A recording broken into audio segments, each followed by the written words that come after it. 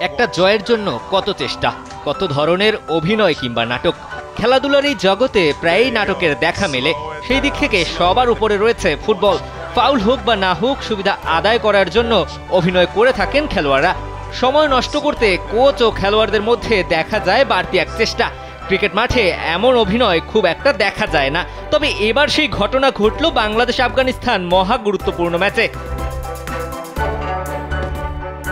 জিতলেই সেমিফাইনালে আফগানিস্তান, এই সমীকরণ নিয়ে বাংলাদেশকে যখন ধসিয়ে দেওয়ার পথে আফগানরা, ঠিক সেই সময়ে বারবারই বাগড়া দিচ্ছিল বৃষ্টি হলেও আফগানরা তখন পেতে যাচ্ছিল জয়ের স্বাদ। আর সেজন্যই ডাগআউট থেকে আফগান কোচ জনাথন ট্রট বারবারই খেলোয়াড়দের বলছিল সময় নষ্টের কথা। কোচের কথা শুনে মাঠেই লুটিয়ে পড়েন Afghan cricketer Gulbadin knife. Community bank, সবার ব্যাংক।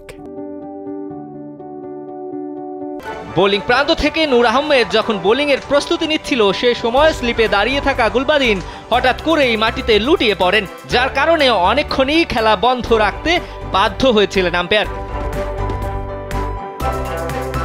ক্রিকেট মাঠে এমন ঘটনা দেখে অবাক হয়েছেন সবাই। অনেকেই আবার তুলনা করেছেন ফুটবল মাঠে খেলোয়াড়দের করা নাটকের সঙ্গে। ক্রিকেট মাঠে এমন দৃশ্য আগে না দেখা গেলেও আফগানদের এই ঘটনায় তৈরি হয়েছে মিশ্র প্রতিক্রিয়া।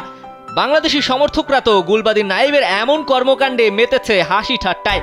সামাজিক যোগাযোগ মাধ্যমে ট্রলের শিকার হচ্ছে পুরো আফগানিস্তান দল। সেমিতে যাওয়ার সমীকরণ নিয়ে দুই দলই এদিন মাঠে নেমেছিল। আফগানদের মাত্র ১১৫ রানে আটকে রেখে বাংলাদেশি সমর্থকদের আশাও দেখাচ্ছিল রিশাদ তাসকিনরা। সেমিফাইনালে যেতে হলে ১২.১ ওভারের মধ্যে টপকে যেতে হবে আফগানদের দেয়া ১১৬ রানের টার্গেট। তবে শুরু থেকেই নড়বড়ে টাইগারদের ব্যাটিং লাইন আপ। টাইগারদের এমন ব্যাটিং যেমন সুবিধা করে দিয়েছে আফগানদের সেমিতে যাওয়ার পথ, পাশাপাশি বৃষ্টিও উপকারী করেছে আফগানদের। তাই তো বৃষ্টির জন্য যেন প্রার্থনাই করছিল আফগানিস্তান, কারণ তাদের সামনে যে ছিল দুটি সমীকরণ। বৃষ্টির কারণে ম্যাচ ভেস্তে গেলেও আফগানরা চলে যেত সরাসরি সেমিফাইনালে। সেজন্যই হয়তো আফগান ক্রিকেটারদের মধ্যে দেখা গেল সময় নষ্টের এই প্রবণতা।